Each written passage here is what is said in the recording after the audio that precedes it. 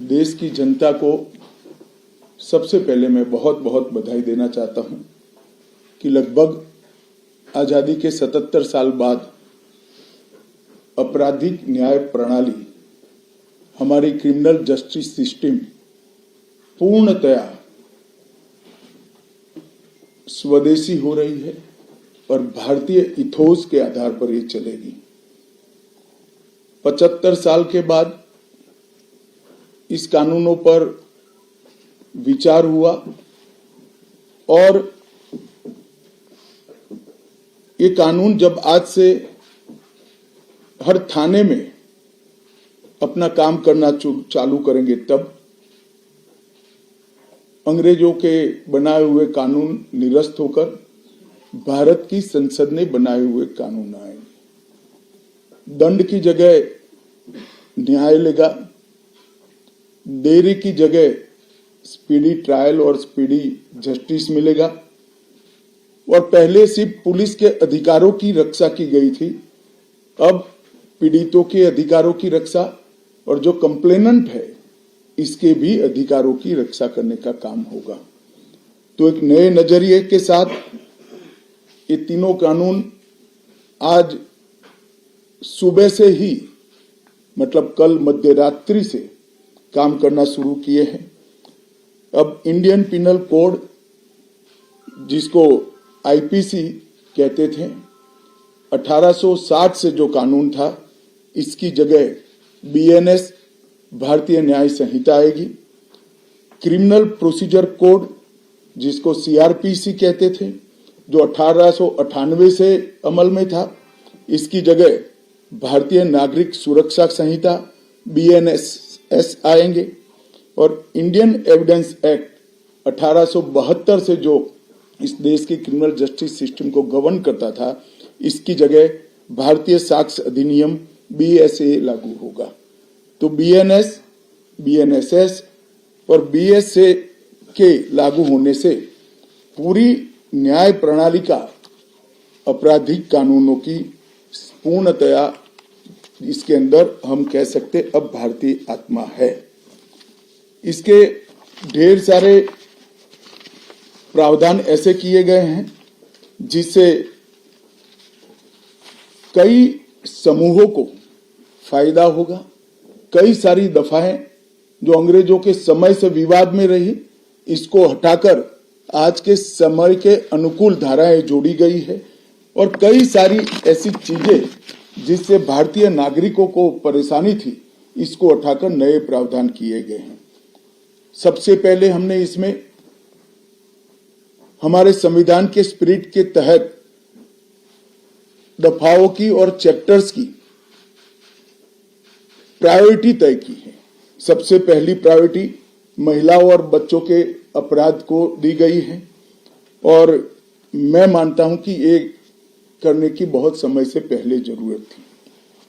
एक पूरा अध्याय इसमें जोड़ा गया है जिसमें 35 धाराएं हैं और 13 प्रावधान हैं, जिसमें गैंग रेप के लिए अब 20 साल की सजा या तो कारावास, आजीवन कारावास, नाबालिग के साथ बलात्कार में मौत की सजा, झूठा वादा पहचान छिपाकर शोषण करने वालों के लिए भी अलग से अपराध बनाया गया है। पहले सुप्रीम कोर्ट के जजमेंट से चलता था।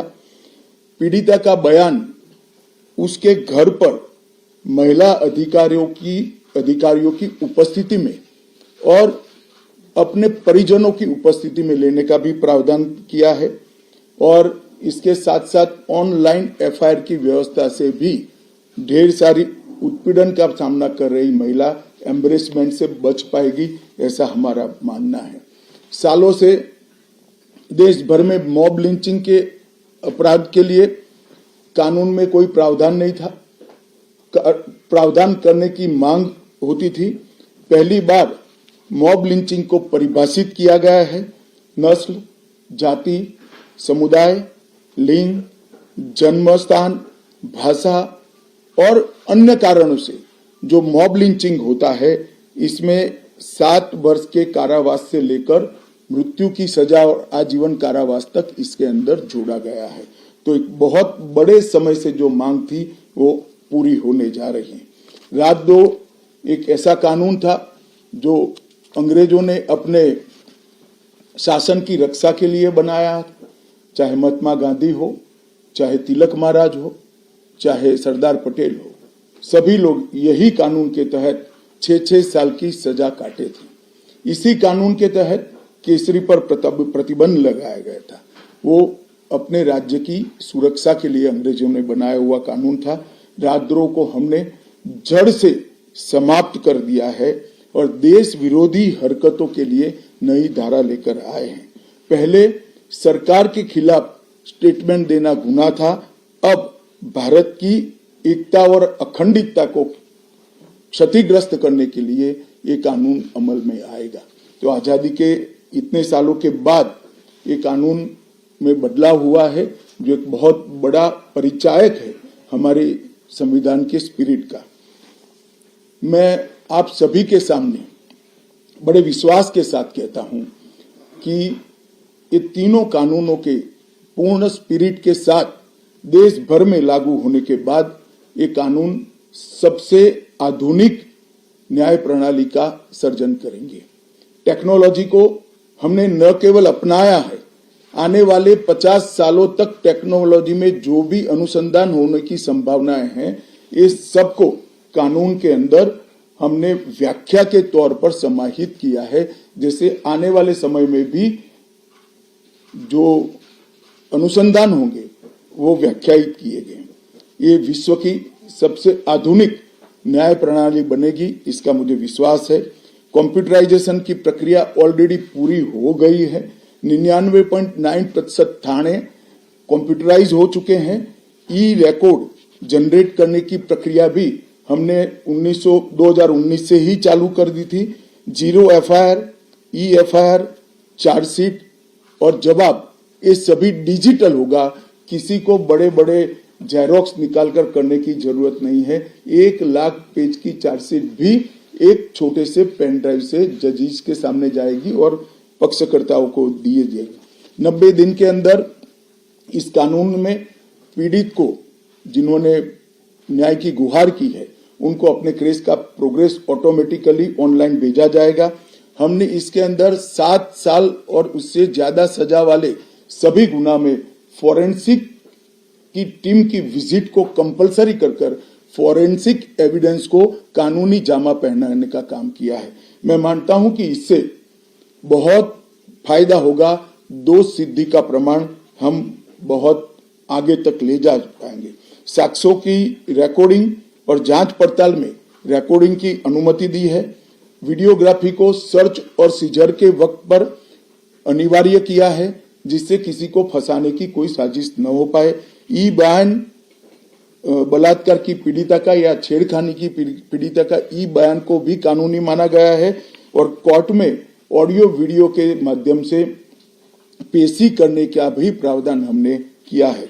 ई पेशी में गवाह, आरोपी, विशेषज्ञ और पीड़ित सभी को कानूनी जामा पहनाने का काम किया है। इसमें जो फॉरेंसिक विजिट को अनिवार्य बनाया गया है, इसको हमने दूरदर्शिता पूर्वक काम कर नेशनल फॉरेंसिक साइंस लेबोरेटरी 2020 में बनाकर इसके लिए ट्रेन मैन पावर का सर्जन का काम ऑलरेडी कर चुके हैं। मुझे पूरा भरोसा है कि 3 साल के बाद इस देश में हर साल 40,000 से ज्यादा ट्रेन मैन पावर का फोर्स हमारी कानूनी क्रिमिनल जस्टिस सिस्टम की सेवा में उपलब्ध होगा। कन्विक्शन का रेशियो इसके माध्यम से 90% तक ले जाने का हमने प्रावधान किया है और फॉरेंसिक इंफ्रास्ट्रक्चर को बढ़ाने के लिए अभी हमारी कैबिनेट ने निर्णय किया है और 9 राज्यों में फॉरेंसिक साइंस यूनिवर्सिटी के कैंपस खोले जाएंगे और 6 सेंट्रल फॉरेंसिक लेबोरेटरीज को भी हमने करा है। ये कानून विक्टिम सेंट्रिक है। पहले दिनों तक किसी को पुलिस ले जाती थी, परिवार वालों को कोर्ट में आना पड़ता था। अब हमने कंपलसरी किया है कि हर थाने में रजिस्टर होगा और ई रजिस्टर भी होगा, कि कौन सा अपराधी पुलिस की कस्टडी में है, जिससे हेबियस के माध्यम से कोर्ट में नहीं जाना पड़ेगा।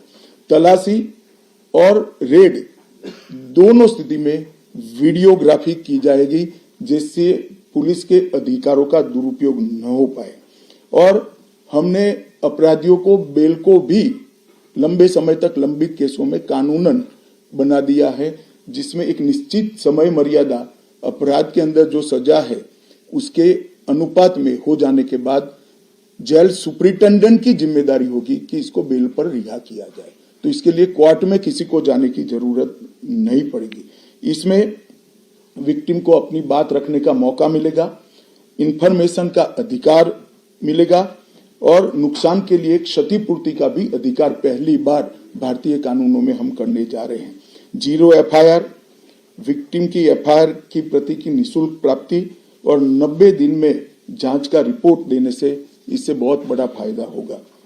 समय पर न्याय, लगभग 35 न्याय प्रणाली की 35 धाराओं में हमने समय मर्यादा निश्चित की है और ये टेक्निक के आधार पर प्रोसीडिंग्स होने के कारण भी समय पर न्याय मिलेगा। 3 दिन में एफआईआर दर्ज करनी है, 7 दिन के भीतर जांच रिपोर्ट पीड़िता के सार्वजनिक करनी है, 60 दिन के अंदर ही अपराध तय करने हैं और घोषित अपराधियों के खिलाफ 90 दिन के अंदर मुकदमा कायम करना है और आपराधिक मामलों में मुकदमे की सुनवाई के बाद ज्यादा से ज्यादा 45 दिन के अंदर जजमेंट की घोषणा करनी है। तो कई जगह पे हमने समय को कम कर बाध्य कर हमने जल्दी से न्याय मिल पाए इस दिशा में काम किया है। हमने 3 वर्ष से कम कारावास में 60 वर्ष से अधिक उम्र में के लोग जो है इसमें पुलिस अधिकारी की पूर्व अनुमति अरेस्ट के लिए अनिवार्य करी है। गिरफ्तार व्यक्ति को 24 घंटे में मजिस्ट्रेट के सामने ले जाने का प्रावधान भी कानूनी बनाया है और 20 से ऐसी ज्यादा धाराएं हैं जिसमें पुलिस की जवाबदेही हमने सुनिश्चित करी है। पहली बार पीई का भी हमने प्रावधान इसके अंदर किया है। साक्ष्यों के संबंध में भी टेक्नोलॉजी को हमने बढ़ावा दिया है। इलेक्ट्रॉनिक साक्ष्यों के प्रति विश्वसनीयता बढ़े, इसके लिए कानूनी प्रावधान कड़े किए हैं। सर्वर लॉग, स्थान संबंधी साक्ष्य और वॉइस मेल, ये सब की व्याख्याएं की गई है। अब न्याय प्रक्रिया संविधान की 8वीं अनुसूची में आने वाली सभी भाषाओं में काम करती हो जाएगी। हमारी स्थानीय भाषाओं के लिए बहुत बड़ा फैसला है। हमारा पूरा सॉफ्टवेयर जो बनेगा वो 8वीं अनुसूची में आने वाली सभी भाषाओं में बनेगा। कानून बनने के बाद संसद ने पारित करने के बाद तैयारी के लिए ढेर सारा प्रयास भारत सरकार के गृह मंत्रालय और हर राज्य के गृह मंत्रालय और जस्टिस मंत्रालय ने किया है। लगभग 22.5 लाख पुलिस कर्मियों की ट्रेनिंग के लिए 12,000 मास्टर ट्रेनर्स बना दिए गए। कई इंस्टीट्यूशन को अधिकृत किया गया और 23,992 मास्टर ट्रेनर अब तक ट्रेन हो चुके हैं। जुडिशरी में 21,000 सबऑर्डिनेट जुडिशरी का ट्रेनिंग हो चुका है और इसके लिए भी आगे पर मास्टर ट्रेनर्स की कई बैच स्थानीय भाषाओं में तैयार हो गई है। 20,000 पब्लिक प्रोसिक्यूटर्स को ट्रेन किया गया है और लगभग हर प्रोसिक्यूटर को एक ऐप दे दिया गया है और नए कानून छापे हुए दिए गए हैं कि पुरानी धारा कौन सी थी, नई धारा कौन सी है। प्रिजन के 51,224 कर्मचारियों का ट्रेनिंग हुआ है और फॉरेंसिक के 4,000 कर्मचारियों का ट्रेनिंग हुआ है। कुल मिलाकर ट्रेनिंग की संख्या पुलिस में 6 लाख, प्रोसिक्यूशन में 4,000, जुडिशरी में लगभग 20,000, फॉरेंसिक में भी 4,000 और प्रिजन में 10,868 मास्टर ट्रेनर अभी काम कर रहे हैं। मित्रों, ये संहिता के लिए कुछ विपक्ष के मित्र अलग अलग बातें मीडिया के सामने रख रहे हैं कि अभी ट्रेनिंग नहीं हुई है, चर्चा नहीं हुई है। मैं आप सभी को बताना चाहता हूं कि लोकसभा में कुल मिलाकर 9 घंटा और 29 मिनट चर्चा हुई है। 34 सदस्यों ने इसके अंदर पार्टिसिपेट किया है। राज्यसभा में 6 घंटा और 70 मिनट चर्चा हुई, 40 सदस्यों ने पार्टिसिपेट किया है। एक ये भी झूठ चलाया जा रहा है कि सबको बाल निकालने के बाद ये बिल लाया गया। बिल बिजनेस एडवाइजरी कमेटी में पहले से निश्चित था। मेरा ये स्पष्ट मानना है कि 14 तारीख से ही विपक्ष ने सदन का बहिष्कार करने जैसी हरकतें करी थी और शायद वो हिस्सा लेना नहीं चाहते थे।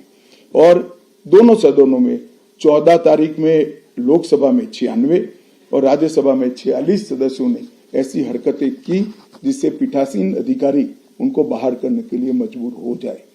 फिर भी एक ऑप्शन था। ये बहुत बड़ा दूरगामी परिणाम लाने वाला कानून था। वो एक कानून के लिए स्पेशल अंदर आकर चर्चा में अपना मत रख सकते थे। इसके पहले भी मैंने 2020 में सभी सांसदों को पत्र लिखकर उनके सुझाव मांगे थे। सभी मुख्यमंत्रियों को पत्र लिखकर उनके सुझाव मांगे थे। सभी सुप्रीम कोर्ट के सम्मानीय न्यायाधीशों को पत्र लिखकर उनके सुझाव मांगे थे। सभी हाई कोर्ट के चीफ जस्टिस को पत्र लिखकर सुझाव मांगे थे। गृह सचिव जी ने सभी आईपीएस अफसरों से सुझाव मांगे थे, सभी कलेक्टर से सुझाव मांगे थे और ये सब सुझाव मिलाकर मैंने खुद अधिकारियों की बैठक को अलग करे तो मैंने खुद 158 बार इसकी मीमांसा कर बैठक कर विचार कर एक बिल बनाया। ये बिल को भी संसद ने ऐसे ही पारित नहीं किया है। गृह विभाग की समिति के पास ये बिल को भेजा गया। 2.5 महीना या तो 3 महीना इस पर विशद चर्चा हुई। सभी दल के सांसदों ने इसके अंदर हिस्सा लिया है, अपने सुझावों को रखा है। 4-5 पॉलिटिकल स्टाइल के सुझाव छोड़कर मैं दावे से कह सकता हूं हर सुझाव को समाहित कर 93 बदलाव कर बिल को फिर से कैबिनेट ने पारित किया और पारित करने के बाद सदन के सामने रखा गया। इतने बड़े सदियों के बाद हो रहे सुधार को पॉलिटिकल कलर देना मैं मानता हूं ठीक नहीं है। मेरे तो सभी विपक्ष के साथियों से विनती है, पॉलिटिक्स करने के ढेर सारे मुद्दे हैं, आराम से करिए पॉलिटिक्स, कोई चिंता नहीं, हम भी जवाब देंगे। मगर ये कानून देश के 140 करोड़ नागरिकों को संविधान का जो स्पिरिट है, न्याय और आत्मसम्मान, वो समय पर दिलाने की एक एक्सरसाइज है। तो आप सभी लोग इसमें कोऑपरेट करिए और मैं मानता हूं कि जिसको भी कुछ कहना है, मेरा दफ्तर हमेशा खुला है, मैं अवेलेबल हूं। मिलने से पहले रोड पर जाना मैं मानता हूं ठीक नहीं है। चर्चा करनी चाहिए, कुछ भी हो बात करनी चाहिए। और मेरा स्पष्ट मत है जो मैं आज बेबाक तरीके से आप लोगों के सामने रखना चाहता हूं, रिकॉर्ड के आधार पर कह सकता हूं मैं, भारत के आजादी के बाद किसी भी कानून पारित कराने के लिए इतनी लंबी चर्चा का प्रोसेस नहीं हुआ है। ये मैं रिकॉर्ड पर कहने के लिए तैयार हूं। 4 साल तक इस कानून पर विचार हुआ और अगर आपको अभी भी कुछ कहना है तो आप जरूर आइए, मैं सुनने के लिए तैयार हूं। मगर कृपया इस कानून को पब्लिक तक इसकी सेवा करने देने का मौका देना चाहिए। समय पर न्याय मिलेगा तो देश का भला होगा। संविधान की सुरक्षा और आत्मसम्मान की भावनाओं को नागरिक प्राप्त कर पाएंगे तो देश का भला होगा। और सबसे बड़ा बदलाव है, हमने थोड़े धैर्य के साथ टीथिंग प्रॉब्लम को देश की जनता ने भी बड़े धैर्य के साथ लेकर सिस्टम को सुधारने का मौका देना चाहिए। और मैं सभी दलों से भी कहना चाहता हूं कि राजनीति से ऊपर उठकर आप इसका समर्थन करिए और जो भी सुझाव जनता के हित में है लेकर आइए। हम इस पर चर्चा करने के लिए तैयार हैं। आप लोगों के मन में कोई बात है तो आप जरूर पूछ सकते हैं।